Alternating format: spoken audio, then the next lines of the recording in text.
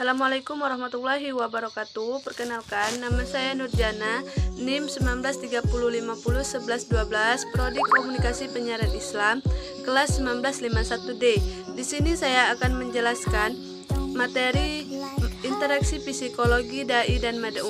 Tentu saja saya akan menjelaskan interaksi psikologi dapat diartikan sebagai suatu hubungan antara dua orang atau lebih, di mana tingkah laku seseorang dapat diubah menjadi tingkah laku orang lain. Perubahan tingkah laku tersebut terjadi melalui dorongan antar pribadi dan respon antar pribadi yang bersifat biologis. Proses tersebut berlangsung timbal balik, di mana masing-masing bertindak dalam keseluruhan. Proses yang mempengaruhi atau yang mengakibatkan orang lain juga bertindak. Menurut bahasa, kata dai berasal dari bahasa Arab bentuk muzakkar yang berarti orang yang mengajak. Jadi yang dimaksud dai adalah orang yang mengajak orang lain, baik secara langsung maupun secara tidak langsung, melalui lisan, melalui tulisan, maupun perbuatan, untuk mengamalkan ajaran-ajaran Islam atau menyebarluaskan ajaran-ajaran Islam, melakukan perubahan ke arah kondisi yang lebih baik menurut Islam. Mad'u adalah manusia yang menjadi mitra dakwah atau menjadi sasaran dakwah, atau manusia penerima dakwah, baik secara individu, kelompok yang beragama Islam maupun tidak. Dengan kata lain, manusia secara keseluruhan. Bentuk-bentuk interaksi dai dan mad'u. Menurut Sarjono Soekanto, ada 4 bentuk interaksi sosial, yaitu kerjasama, persaingan, pertentangan atau perkaitan, dan akomodasi atau penyesuaian diri. Kerjasama adalah suatu bentuk interaksi sosial yang utama. Yang kedua itu persaingan.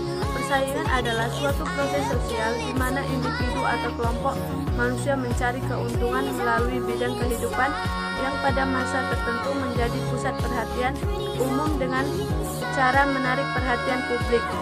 Yang ketiga, persaingan. Persaingan adalah suatu proses sosial di mana individu atau kelompok manusia mencari keuntungan melalui bidang kehidupan pada masa tertentu. Dan yang keempat, pertentangan atau persaingan adalah suatu proses sosial di mana individu atau kelompok berusaha untuk memenuhi tujuannya. Kegiatan dakwah adalah suatu proses sosial di mana di dalam setiap proses dakwah terdapat faktor yang saling berhubungan dan saling mempengaruhi antara satu faktor dengan faktor yang lainnya. Faktor-faktor tersebut adalah: yang pertama, pelaksanaan dakwah atau dai. Dai merupakan kunci yang menentukan keberhasilan dan kegagalan dakwah. Oleh karena itu, dalam faktor ini terdapat ciri-ciri serta persyaratan jasmani maupun rohani yang sangat kompleks bagi pelaksanaan yang sekaligus menjadi penentuan dan pengendalian sasaran dakwah. Yang kedua, objek dakwah atau mad'u. Objek atau sasaran dakwah berupa manusia yang harus dibimbing dan dibina menjadi manusia beragama sesuai dengan tujuan dakwah. Objek dakwah dilihat dari aspek psikologis, memiliki variabilitas yang luas dan rumit, menyangkut pembawaan dan pengaruh lingkungan yang berbeda dan menuntut pendekatan berbeda pula.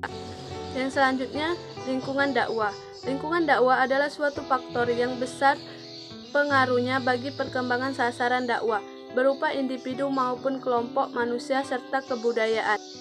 Selanjutnya, media dakwah. Media dakwah adalah faktor yang menentukan kelancaran proses pelaksanaan dakwah. Faktor ini disebut juga defense variables. Artinya dalam pembangunannya atau efektivitasnya tergantung pada faktor lain, terutama orang yang menggunakannya. Yang terakhir, tujuan dakwah. Tujuan dakwah adalah suatu faktor yang menjadi pedoman arah proses dikendalikan secara sistematis dan konsisten. Kesimpulan dari penjelasan tentang psikologi dakwah di atas dapat kita lihat bahwa erat sekali hubungan antara psikologi dan dakwah. Karena ketika seseorang berdakwah atau dai, maka ia perlu bahkan harus mengetahui kondisi psikologi objek didakwakan atau mad'u, agar apa yang ia sampaikan nantinya dapat tersampaikan dengan baik. karena dakwah itu sendiri merupakan kegiatan yang mempengaruhi orang lain agar mau merubah tingkah lakunya dan mengikuti sesuai dengan syariat agama. Dalam kegiatan dakwah selalu terjadi proses interaksi sosial, yaitu hubungan antara dai dan mad'u. Interaksi sosial dalam proses dakwah ini ditunjukkan untuk mempengaruhi mad'u, yang akan membawa perubahan sikap perilaku seperti mempererat tali silaturahmi persaudaraan dengan kepribadian yang lebih baik dari dai. Demikian tujuan dakwah yaitu mencapai kebahagiaan dunia dan akhirat. Sekian penjelasan dari saya, kurang lebihnya saya mohon maaf, kepada Allah saya mohon ampun. Saya akhiri, wassalamualaikum warahmatullahi wabarakatuh.